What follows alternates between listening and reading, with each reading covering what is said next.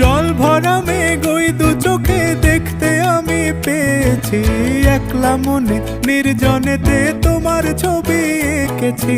নাম রেখেছি বনলতা যখন দেখেছি, হয়তো বা সেই ক্ষণেই তোমায় ভালোবেসেছি।